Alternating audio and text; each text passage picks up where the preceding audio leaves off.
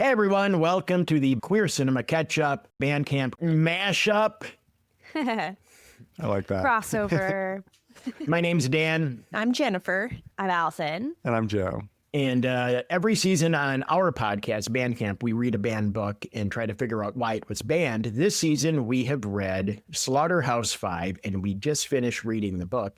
And at the end of our season, it is a very fun and new tradition. We have been joining up with Joe and Allison, where they will watch the movie version of the book we just read, and then we will compare and contrast page versus screen. A battle royale. Yeah. And I have never been one of these people. I always think it's lame when people say, oh, the book is so much better than the movie, blah, blah, blah, blah, blah. But I do have thoughts about this movie and this adaptation, because Jen and I did actually watch the movie last night. Well, so that we can discuss it, you know, because otherwise we wouldn't have something to talk. Like, yeah, exactly. Yeah. Like, I had never read Slaughterhouse-Five, which I was an English major, so it's kind of a surprising. It's just like it's something I missed. So I'm definitely curious to hear about the differences between the film and the movie, because I found the movie to be very, very good and gripping, and I imagine the book is the same, if not better. Allison, I've got a question for you, because I was an English major too, and I don't know if you guys remember this, but Dan and I have read 0 of the books that we read. Yes, they're all I remember brand new. That. Was there a reason you avoided it? Because I had a reason I avoided it, but I want to know if you had a reason. So that's a good question. In high school, actually went to an all-girls high school, so we focused a lot on female authors and female stories, which was very cool. Like we read Jane Eyre or Jane Austen. You know, we kind of focused on more female-driven stories, which I think was unique. But then in college, I guess I just was sort of drawn to 19th century British lit, and I kind of stuck in that world for the most part. But I never actively avoided it. I just didn't I took one postmodern course, but it did focus more on poetry and like the beatniks. Yeah, that's interesting. I avoided it mainly because it was described as science fiction, which I'm not a huge science fiction fan. And also the fact that it covered a war story. I didn't want to read something super masculine. I was like, a masculine science fiction book. Oh, God, that sounds horrible. So I never read it. Were you supposed to read it, though? Like, was it assigned? No, it wasn't assigned. All right. What about you, Joe? Did you read this book? I haven't read any Kurt Vonnegut novels, actually, but I remember in high school or college, my dad loves Cat's Cradle. It's like one of my dad's favorite books, and so I need to read it eventually. But yeah, he's like a total blank spot, and I'm also like just not. I mean, I love reading when I do, but I'm not like one of those people who like always has a book that they're reading. It comes in waves, so I feel like I read like one book a year is my thing. That's an underestimate for sure. I've known you for many years, and I've seen you read more than one book a year. Yeah. I thought you were going to go the opposite way. I've known you for many years, and you seen never read read one book. Yeah, not even one. And then Dan, how about you? I have not read it. It just, again, Jen reads it and I listen, and then I get credit for reading it. So far, every season, you know, this is our 7th season. We're just starting our 8th season, and I love every single book we've done so far. Yeah, like me too. I literally come away from it thinking like, God dang it, I'm sad this season's over. Yeah. You know, and I don't want there to necessarily be a sequel, but that's how, like, you know, modern day brain works. Like, oh, there's going to be a sequel. Of course. Every book we read, not only do I wish I'd read it before, but every single time I'm like, God damn, this is so relevant. Everyone needs to read this. It's so relevant to today. This one especially feels, and it was actually interesting when I went to rent the movie, a tile popped up that said, I rented it on Amazon Prime. It said, this is one of the top 10 most rented movies of I don't know if it was of the month or of this week. And I wondered if it's because of the relevance. So the next season on Bandcamp, we are reading 1984. I read that. It's good. Okay, well then we're setting a date. I'm assuming there's a 1984 movie. I think so. If there's not, just pick your best videos from the 80s. And then we can talk about that. Yeah. But so I go into the library, one library in town, and you know, I'm a big celebrity. They know me from the podcast. No, but I go in and I say, "Do you have 1984?" And she kind of laughs, the librarian goes, "Of course, yeah, we got a bunch of them." And okay, where are they? And she goes, "Hold on." And she's looking it up on the computer, and I see her face like just turn into this. They're all checked out. Whoa. And I go, really? She goes, I've never seen, like, it's like they talk about it apparently with the other library. I've never seen this before. It's like all of them are checked out. So then I go to the other library, same thing. There's just like one left. And I got this one copy and they had 5 of them. She goes, I don't know why they're all checked out. And I said, were these checked out at all during the Biden administration? She goes, oh, that could be it.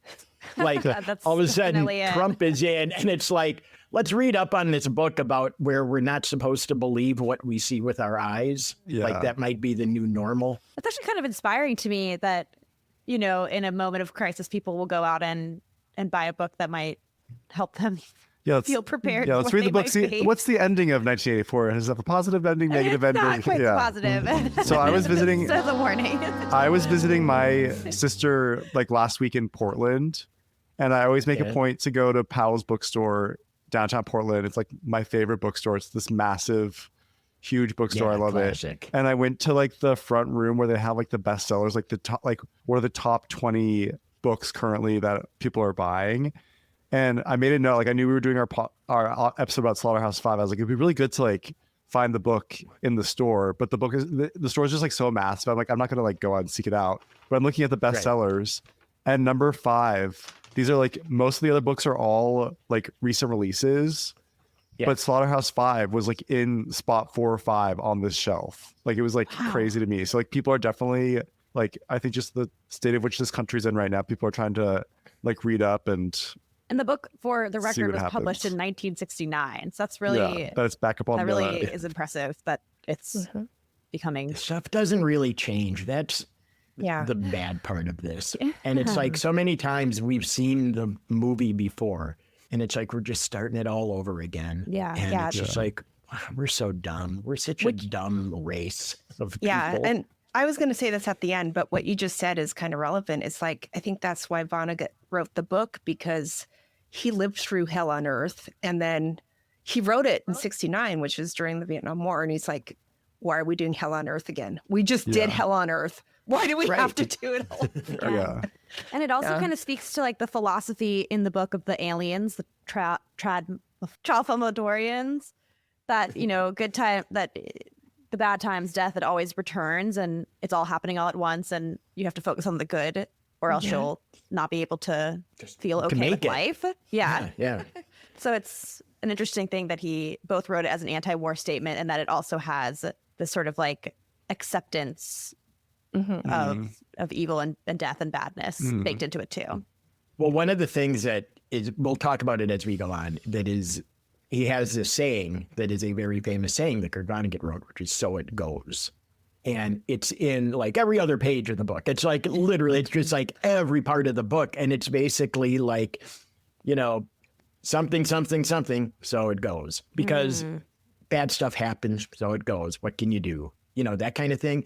And that is literally like, if I think personally, just what you said, Allison, like, and what he said is, if you want to make it through, you just gotta just look at the good stuff, because there's a lot of bad stuff. And as we record this on February 1st, the new administration has been in 9 days? And Oh my it's God. like there's so much bad that already happened, and we're barely a week into it. And we That's just have to wild. focus on what we can focus on and not go crazy. So I was thinking, because of obviously people from our listeners from Bandcamp know what Slaughterhouse-Five is, because we just read the entire book. But for the Queer Cinema Catchup people, we should probably tell what Slaughterhouse-Five is. And again, do you guys do spoiler warnings on do. your podcast? We All right, don't, well, but we can do a spoiler warning. Yeah, right because now. I mean, when we're doing this thing where we're comparing the book and the movie, it's probably going to be spoiled. Like, I would imagine every single part of the story. Yeah. If you So don't if you want to hit pause and go watch the movie or read the book, feel free, and then we'll be here. You can just hit pause. Jen, because you did the reading, well, you guys can do it too. What is Slaughterhouse-Five? So I thought it was more of an autobiography than a science fiction, because I don't know if you guys knew this, but Kurt Vonnegut actually was in Dresden during the bombing in the slaughterhouse. Like, he actually lived that. So I feel like this book was a process for him, because I think he had massive PTSD and possibly psychiatric issues after this. So I think it was a way for him to write down what happened to him, his experience through the eyes of Billy Pilgrim, And then also, like, the Vietnam War was going on. So it was an anti-war statement and kind of like a pleading to look at human beings as human beings rather than, countries versus other countries and the inhumanity we ascribe, the inhumanity, which I think is incredibly important when we hear Trump and his admin talk about, it wasn't people that caused the plane crash. It was DEI, which is like, that's a concept. That's not people. So that's what I think that's how I would describe the book, is like anti-war, humanity, like a cry for humanity, and autobiographical for sure. And this is one character, Billy Pilgrim, right, is the lead figure of this story. And he's just kind of bouncing around time. Back when this movie came out, which I don't know when the movie came out. I know it was 70s. 1972. It had that 70s vibe, that trippy. I love 70s movies.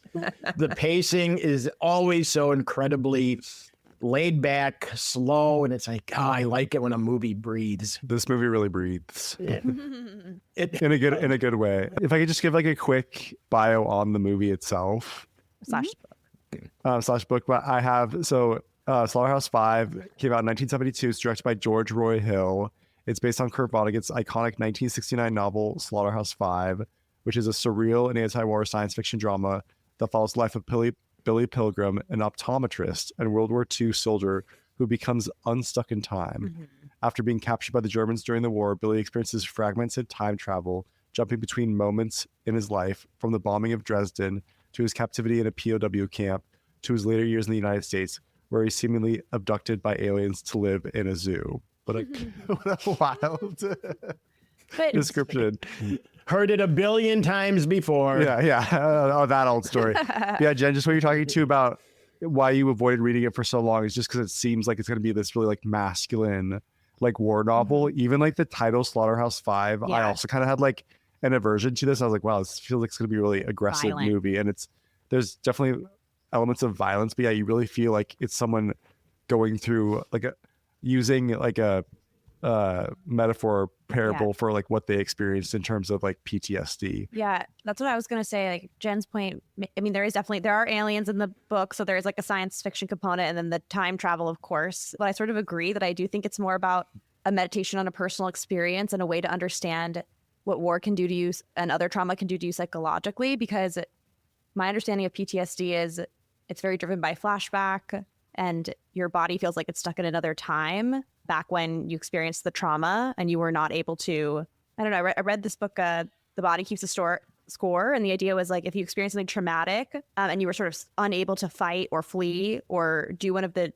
ingrained human responses that we have, you feel like you need to go back to that moment again and again. I'm probably not explaining it exactly correctly, but I definitely think it's sort of a metaphor for the psychological experience of seeing something so like if you terrible. Push it down, it's gonna come back up whether you want it to or not.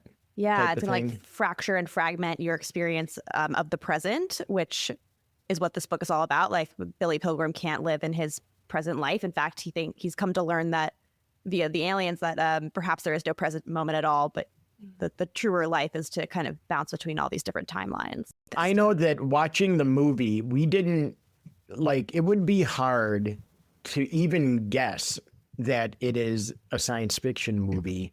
I mean, in the book is really different, and we'll talk about the differences between the book and the movie. In fact, I bet a lot of people who originally watched the movie who didn't read the book were like, I thought this was science fiction. Because it gets pretty much till the end, and all of a sudden, why is this guy in a zoo on a different planet? Yeah. But one thing that is a big difference from the book to the movie is that there is no chapter. Chapter 1 of the book is basically all about Kurt Vonnegut, in Kurt Vonnegut's voice, saying that, hey, I've been trying to write this book about my time, during the war and the Dresden firebombing, and it's just so hard because every time I want to write it, I just get drunk and I call old war buddies in the middle of the night, and then we just bullshit about other stuff, and then I'm too drunk to keep going, so I fall asleep. That's basically what he's talking about. And then at the very end of that little chapter, which is kind of itself a little tiny book, it goes, anyway, it never worked. But the next book I'm writing is about the firebombing in Dresden. And it starts with, hey, listen, Billy Pilgrim became unstuck in time. And then Wow. literally that's how chapter 1 ends. And then chapter 2 starts, hey, listen, Billy Pilgrim has become unstuck in time. That's really cool. And it's really neat. And he said, it's kind of a classic line. He said, all of this happened, more or less. Basically saying that this is what I remember. The memory's a weird thing. War is even weirder, but enjoy. Yeah, But you have his narrative in there so much that is so gone, where I'm really thankful that the book had his narrative the entire time, because of like it was easier to follow along with all the jumps in time. Right, that makes sense. Kind of having like a framework or context applied to it would make it an easier read, maybe. Yeah, I was reading a little bit about the book. Like I watched the movie maybe 5 days ago, and I have not read the book, as I said, but I did just kind of quickly research it a little bit, and I saw that the first chapter was written like as an author statement almost, and how it kind of adds this metafictional quality to the book where you're being told this is true, but then you're reading a story about a man who becomes unstuck in time and visits an alien planet. So you're like, okay, well, it's not true, but there's something about it that is true. And I love that framing. It's like a very interesting way to enter a story. What the director brought over from the book was how Billy is so dissociated from other human beings, because he is just like floating down a river. He's just, he can't do anything about it, and he knows that because he's seen it forward and backwards. Oh, and before I forget, like the movie didn't have the Serenity Prayer at all. In the book, the Serenity Prayer comes up at least 4 or 5 times. Wow. Which is like, I can't do anything except for the things I can do something about. But of course, we all know Billy can't do anything about anything. So it was really marked in the book when Billy does freak out. And it was the barbershop quartet was singing this old-timey song about remembering friends and wishing he could be like with his friends again. It was like a old war song from World War I or something. Okay. That's the only time he freaks out, and he wishes he had a friend. Like the director did it so well, like how detached he was from other human beings in the story. Yeah. Do you guys know what Jen's talking about? The barber, the singing? You see them on the plane. Yeah, okay. Oh, I do remember that. I do. Okay. And then basically at the end, we found out that like how these guys, he just look at them and they had these weird, soulless faces and eyes, and they're singing, barbershop quartet music is weird anyway. It's all weird. And in the plane is like, they're singing That Old Gang of Mine or whatever. And he was like, oh boy, I hate this song type of thing. And he closed his eyes, and then that's when the plane crashed. And he knew it was coming because he knew it was coming. Right. But then later we find out that those 4 barbershop quartet singers, those weird faces looked like the German guards right before they went upstairs from the slaughterhouse to find what happened to Dresden. Right. And it's like, that was such a big part of the book and not at all mentioned. A little bit, you saw the guy singing, but there's a bunch of little things like that aren't in the book that really seemed big in the book, that it's like, wow, you just kind of skipped over that whole thing. Interesting. But it all worked. I mean, I love the movie too. So in the movie, the barbershop, the people are singing on the plane. Because what I remember he's like freaking out on the plane, and he's like talking to the father-in-law, and the father's like, you really gave us a scare there. And then all of a sudden the plane goes down. Well, the reason he knew it was going to crash is because they're taking off, and he looks out the window and he sees everyone's waving goodbye. He sees people with ski masks on appearing in the crowd, which we later learn are the people that come and rescue the survivors of the plane crash. So he kind of has a premonition. Yeah. Which I guess kind of explains how he's seeing the past, present, and future all at once, because he's got the quartet, which I guess was a memory of the German soldiers. Then he has a future memory of the ski patrol, and then he's in the present and he can't do anything to stop what's about to happen. Yeah. But yeah, I think it's interesting that they like combine those two moments, because one is panic about losing life and the other's panic about not being connected to another human being and not feeling close to anybody. And I feel like those are very different triggers. Yeah. Yeah. But why do you think that Kurt Vonnegut included that? Like, why would Billy Pilgrim have a freak out? Like, if he knows he can't do anything, why would that be in there? So in the book when this happened, was it like, where did it fall chronologically, and what was the conclusion to him freaking out? I feel like that will help me come up with an answer. Do you remember, Jen? In the book, the quartet was singing at their anniversary party, which is in the movie as well, where he gives the diamond to Valencia. But it was that point. The quartet was there at the party singing Old Gang of Mine. And he just flips out. And I don't remember what happens though, Dan, like what happens after he freaks out. In the book? Yeah. Oh, he just zips off somewhere, probably back to the slaughterhouse. You know how that guy is. I think he just ran upstairs, right? Okay. Yeah, I think he did. Yeah. Went back to land the magic fingers. He's got one of those hotel magic fingers massagers on his bed. Not mentioned in the movie at all. What? That totally changes my experience. I know. What did you guys think of Billy's wife? So this movie's described as a comedy drama, and I was like, where is the comedy in this movie? And then she has so the plane crashes, right? And then she finds out her husband's in the hospital, and she has this freak out. She's screaming. She gets in her Cadillac, and she's driving like a mad woman.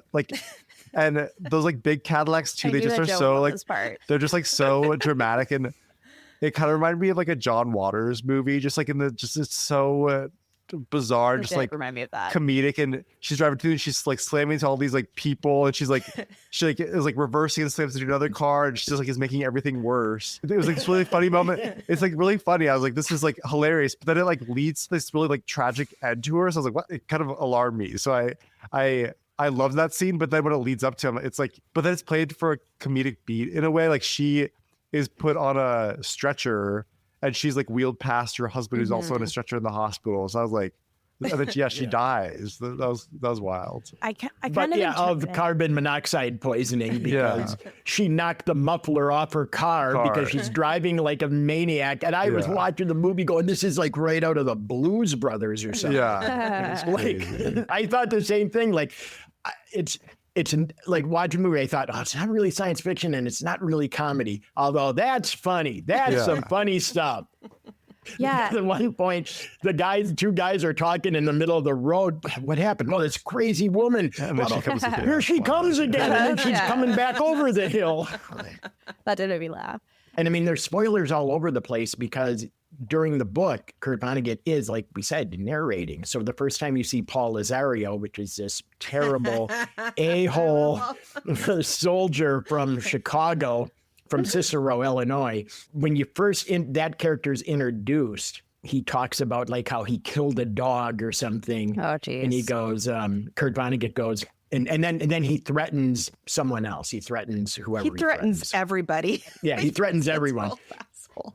And then you're just kind of thinking, oh, this guy's just an a-hole and he's just a big talker. But then Kurt Vonnegut says, and he threatens Billy Pilgrim, and that he does kill him. He kills Billy when he's 84 years old while he's speaking in front of a huge group of people, telling him about Tralfamadorian life. And it's oh, you just kind of drop that in right in the beginning. So we know how this is going to end, but that's the whole thing with these weird unending time, right? Where it's just this big, long spaghetti string of, there is no beginning. And there's a beginning, and how they explain the Tralfamadorian timeline is, it's you see little baby feet sticking out one end of the tube and elderly feet sticking out of the other end. And you may die here, but if you just look over here, you're still alive. So let's just look at the stuff that, again, it's that so it goes. Well, we're all going to die. Just focus on the good stuff. And that's why in the movie, it was really neat when Billy does get shot. And he's the things that he is saying in his speech to the people. And at some point,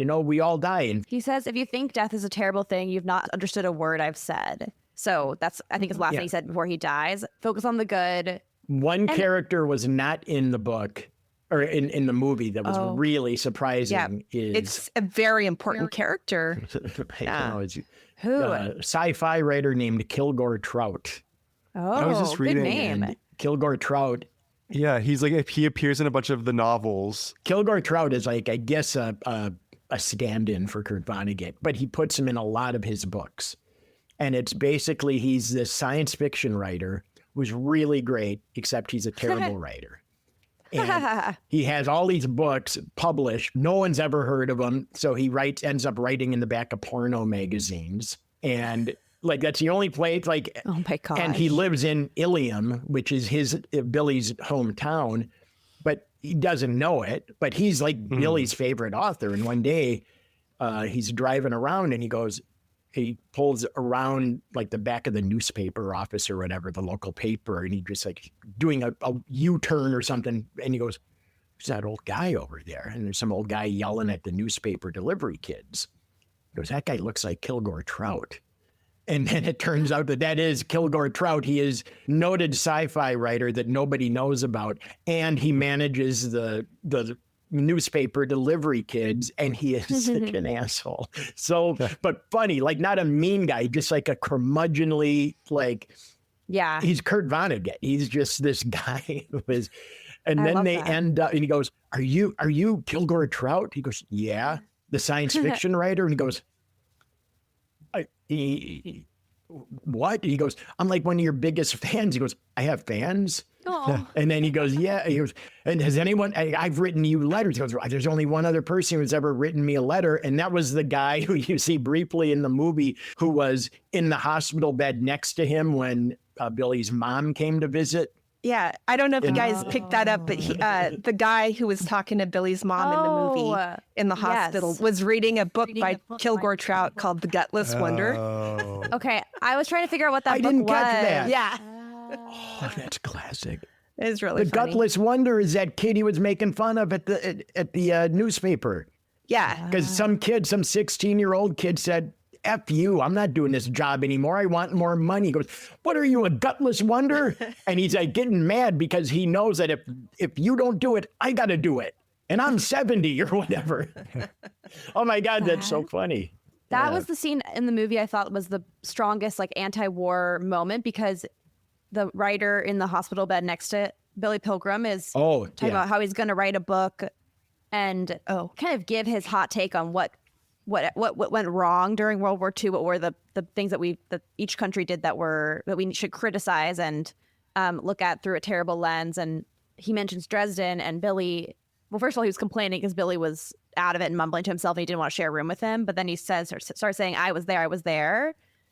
Wait, is this the same scene or is this a different scene? This is a different scene, I think. no, this Well, is a different scene, but I like your Yeah. point because that also struck me. It's very similar to the book. That's one place in both the book and the movie that they did very like the same. Just the idea that someone's there, we all do. We all have takes on what's going on in the real world, have political opinions, and as we should, because everything in life is political. But then when Billy's like, I was there, I was in Dresden, and the guy kind of dismisses him, and then it flashes back to the aftermath of the bombing, and you see, like, in spite of all of our political takes on this was a devastating loss of life and the complete razing of a city, and you just see the actual horror of war, and you kind of, I don't know, just juxtaposing opinions about war against the reality of war, I thought was really strong. Mm-hmm. Yeah. But they were actually saved by their enemy, which I thought was an interesting. Yeah. Prior to that, there's an American, I didn't know this must have been a real thing, an American who wants to fight on the side of or eradicate communism, but he's become like an American Nazi. Like he had a Nazi uniform on, and I was like, is this a real thing that happened during World War II? I don't know. And the leader that is Billy's friend, his name I think was Edgar Derby, starts to push back, and then Paul, who's always like a jerk, interrupts him, and it seems like he's going to agree with this American Nazi, but then when they go down the bomb shelter, he takes the American Nazi to task. And I think it was more like a demonstration of, even though this guy is a asshole, Paul Lazzaro, he's not going to stand with Nazis. And I thought it was an interesting moment. That was my interpretation. I don't know if it was different in the book. I don't remember what Paul does to the Nazi in the book, but Howard Campbell, there were people like that. And it's just so funny because that character, the way that Kurt Vonnegut wrote about him in the book, he's got on like a big cowboy hat and like he's got on the American flag like all over his body. And I'm with like, the swastika. is this somebody from a Trump rally? Like it's just so railing against communism. And it was just like, holy cow, I can't believe they got that so right. That's so eerie. And that part was based on a real thing. He was trying to get Americans to join forces with the Nazis to fight along the Nazis because, I mean, we hate communism. I'm a big fan of Nazis, though. You know what I mean? So everyone turned away from that. But that really did happen, except it wasn't Americans. There were people trying to get the British soldiers to fight against the Nazis. I guess they want anyone like us Can anyone help us? And no one wanted to help them because Wow. they, they're Nazis. Yeah, of course. Oh my gosh. That was, I thought, interesting. What did you guys think of Billy as a character? Did you like him? Was he a good protagonist? Well, I wrote something down. I thought the actor did a wonderful job. So I was very much on his side and felt he was very, I empathized with him. I wanted him to be okay. Sort of liked the contrast between him and the other more aggressive soldiers where he seemed to have a better heart. But then I think Paul said to him, or I don't know who said this, he said, all you do is quit, surrender, and apologize, which made me think about how he's very passive as a character, which of course speaks to his alien philosophy of, hey, it's going to happen, whatever, we can't do anything about it. But it is interesting because usually in movies, protagonists are very active and they don't quit, surrender, and apologize. I did notice when he was younger, I did notice characters seemed to come to him with things. He wasn't the one initiating things. So that's funny. And then maybe just down to the actor himself, he kind of had a doofy look when he was his younger self. But I thought they did a really good job in the makeup and the performance when he was older. I was I believe that he's this age. I was really impressed by the difference. So was I. And yeah, he definitely it almost was a different actor. It was. He carried himself right? very differently when he was older. It was so well done. You felt like he was very much affected by what he had seen in his youth. What did you how did Billy compare? He's just so whatever's a detached. I think I even said that during the podcast while we were reading it. I'm like, God, this guy is just so detached from everything. And I thought it was really cool in the movie because in the book, he's actually he does refer to his dog Spot as his best friend, but it's in the movie, it's oh God, he loves that dog so much. And that dog, can I just say what a great actor that dog was? His eyes were I love that dog. The one scene where he is in his truck driving and he calls for his dog and the dog is able to run up to the car and jump in the front seat. I was that was adorable. And also I never think this, but I was I felt sad because dogs have such short lives. I actually was wait, this is so sad. This adorable dog is probably no longer with us. So that made me feel really sad. Maybe the dog's unstuck in time somewhere. I want to believe that. I'm going to choose to believe. It didn't bother me that he was so passive, even though that's sort of counter to what should drive a film, I guess, because the narrative, the way it's structured is so gripping that it still felt propulsive to me. It still felt like the story was moving along quickly. And I feel like his passivity speaks to the philosophy of let's not make waves. Let's not hurt one another. Let's let life happen as it goes. Mm-hmm. The anti-war message just hits so hard. Even in the framing of, like you said, when you hear Slaughterhouse-Five, it does sound like a masculine Arnold Schwarzenegger big war movie. And science fiction, again, it's probably another Arnold Schwarzenegger. You just think of all that. But literally in the chapter 1 that is not in the movie, they make such a big thing out of saying it look, this war is absurd. And this is a war book. This is going to be not any other war book you've ever read because it's not glamorizing war. John Wayne, there's not any John Wayne characters in it. It's war sucks. It's stupid. I don't know why we do it. Yeah, actually in the chapter that's left out of the movie where it's actually Kurt Vonnegut, he goes to his war buddy's friend's house and the assumption is they're going to be these two old veterans talking about war and the good old days. Right. In the book, the wife of his war buddy is really angry at Kurt Vonnegut. And he doesn't understand why she's so mad at me. And then finally the war buddy goes off to do something. It's just him and her in the kitchen. And he's like, why are you so mad at me? And the wife blows up at him. And she's like, you men, you think war is so glamorized. I know you're just sitting here talking about the good old days and whatever. And that's what sparks him to get the idea to write this book. Wow. So I really appreciated that in the book, that he just comes right out and he says, this is not what you think it's going to be. And I'm like, oh, he's talking to me. I thought it was going to be that way. So that was kind of I wonder why they didn't add that to the movie, but I guess that would be kind of hard to. I like the way the movie handled it. Yeah, it would be cool to see how they could do something like that, but it would be, I think they would have to also do something at the end, maybe where he speaks again. Maybe they, cut back to it because it would be otherwise a little bit random, perhaps. And the other funny thing, Montana Wild Hack, the vixen, So that was a funny thing. And in the movie, like when he took his family to the drive-in to watch that risque movie, and he's like looking right at her like, that's my wife, and I have a kid with her, like up in a zoo on a different planet. So what was like, what was the point of the Montana? Because that was it was interesting. And she's like introduced in the beginning, right? Like we see that it's his wife, and then, but then like the time jumping is happening. And then does like his son have the porno magazine with her in it? And then they see the movie with her and in then they see the movie. And then in the end, she's back again in bed. What was that all about? Well, my thought about this, it seems like this is really happening to him, being stuck in time. But the fact that he takes his wife from media he's consumed made me think it's actually is he really not unstuck in time? Is this kind of a mental illness where he's imagining the future Tralfamadorians? Do you know what I'm saying? Like that made me question things a little bit more. That's when, Jen, you said that too. Like, is all this going on in his head? Is he just crazy? Like that's it's my theory that in the book it probably does really happen. They're up in a zoo, but my theory is that this is a way of coping with the PTSD.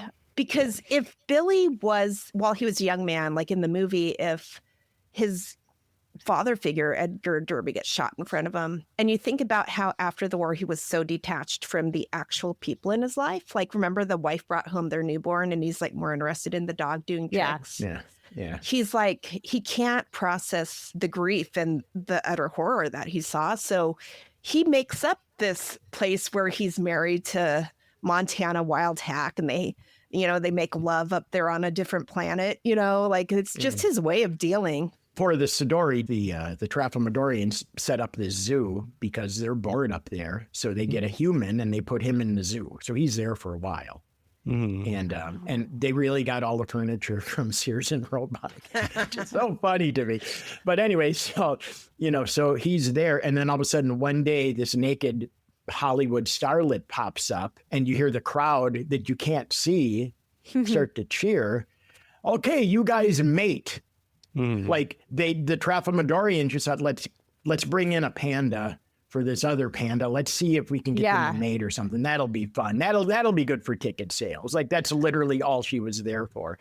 Maybe we could quickly talk about the censorship of it and because I found some interesting facts about that, which maybe you've already talked about. I was really amazed when I Googled it to discover it's, of course, been the subject of many censorship attempts over the years. I also found out it was one of the first literary acknowledgments that gay men were among the first victims in the Holocaust, but I thought was really interesting. And then I read in 1973 in North Dakota, an English teacher who was 26 years old, Bruce Severy, wanted to read it with his class. The head of the school board, Chris McCarthy, said the novel was inappropriate because of obscene language and burned copies of the novel in a furnace. In fact, he asked all his students to bring the books to burn, and some of them protested. And then Kurt wrote a letter to the school explaining why this was not something he could support. And it's called I Am Very Real. That's amazing. I didn't know that. Is it a long letter? Is it something you could read real quick? It's not that long. I think I could read it. Read it. Okay. November 16th, 1973. Dear Mr. McCarthy, I'm writing to you in your capacity as chairman of the Drake School Board. I am among those American writers whose books have been destroyed in the now famous furnace of your school. Certain members of your community have suggested that my work is evil. This is extraordinarily insulting to me. The news from Drake indicates to me that books and writers are very unreal to you people. I am writing this letter to let you know how real I am. I want you to know, too, that my publisher and I have done absolutely nothing to exploit the disgusting news from Drake. We are not clapping each other on the back, crowing about all the books we will sell because of the news. We have declined to go on television, have written no fiery letters to editorial pages, have granted no lengthy interviews. We are angered and sickened and saddened, and no copies of this letter have been sent to anybody else. You now hold the only copy in your hands.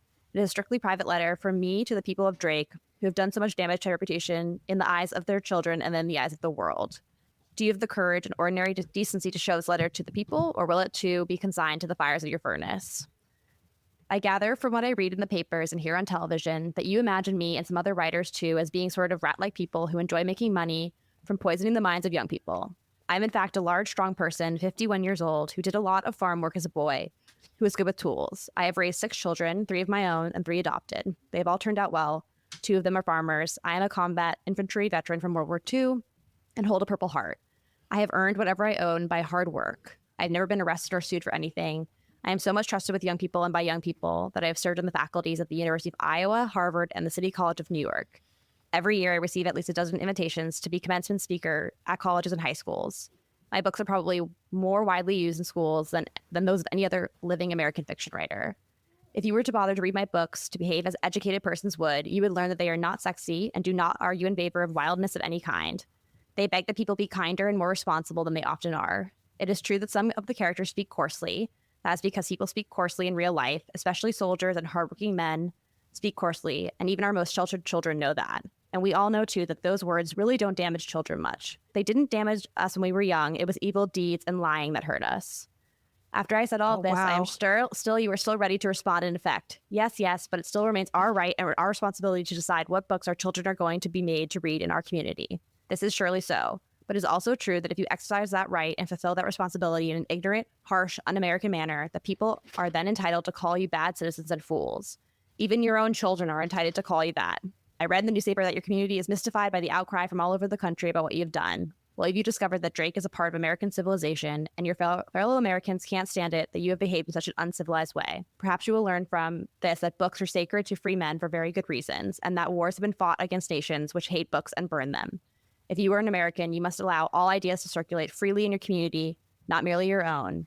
If you and your board are now determined to show that you in fact have wisdom and maturity when you exercise your powers over the education of your young, then you should acknowledge that it was a rotten lesson you taught young people in a free society when you denounced and then burned books you hadn't even read.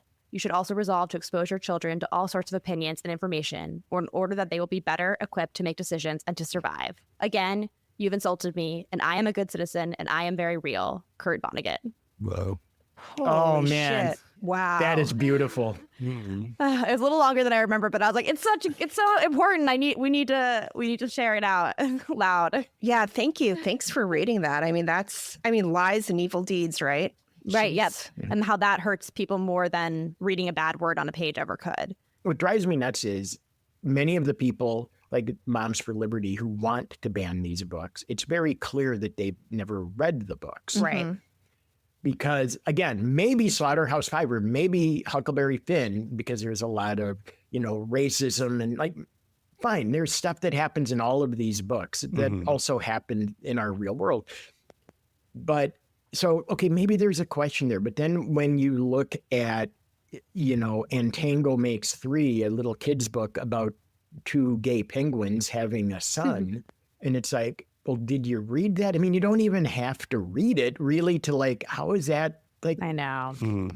Can I interject real quick? It's like what I was talking about, like, is my kid ready for this? And and I'm thinking of it from protecting my child. Yeah. Like they're not old enough. It might mess them up in a way. It's like I know my kid and I know when they'll be ready to learn about the Holocaust in detail. Like they already know. The sketches, what it was about, but they don't know what all the things that happen. So that's the way I'm looking at it, is like actually protecting my kid. The Moms for Liberty, they have a different agenda. Their agenda isn't actually protect kids. That's the shield they hide behind. And I need to bring up, like, I don't know if you guys are aware of this, but 2 days ago, Trump signed an executive order to promote patriotic education in the classroom. And they're going to be censoring even more, not just about books, but history, how history is being taught. And this is freaking me out. Like, because it takes stuff. It's narratives are powerful, and they want a narrative in school that will prevent children from adopting beliefs that don't align with their own. So it's sort of a mechanism of control, so it is definitely scary. And the idea of books is to open your mind and teach you about how the world really is. And so if things are being restricted, and when you're young, that's the crucial moment to think about the world and think about who you're going to be in it, and to not have that opportunity is definitely wrong. Like, it's definitely a frightening thing. I just like, what in a person's life though, like to erase history, like how that is like straight up villainous shit. Like that is so evil. Like, yes. It's just like hard to like wrap my brain around. Like it just feels like, I know, right? But it's like one of the most famous quotes in history, like, oh, history repeats itself. It's like, that means like we have to remember history. Yes, definitely. Because it will repeat itself. I mean, because that's what happens. But like you want to kind of, Be But then ready. it's Get just it? Like, yeah, to be able to control people though, you don't want them to know the history of things that happened so that you can control them. And so it's just like, Right. yeah. It's dark. It's pretty dark. But hey, Yeah. hope for the best, you prepare know, for the worst. It's like, so it goes. What are you going to do? All right. Listen, Bandcamp, listen, you scary book people. We love Joe. We love Allison. Go check out Queer Cinema Catchup. Download us on Spotify, Apple, anywhere you can find podcasts. Watch us on YouTube. Check us out. Follow us on Instagram. Yeah, you're very fun. Thank you. And you are too. Yeah. All right. Happy to do it.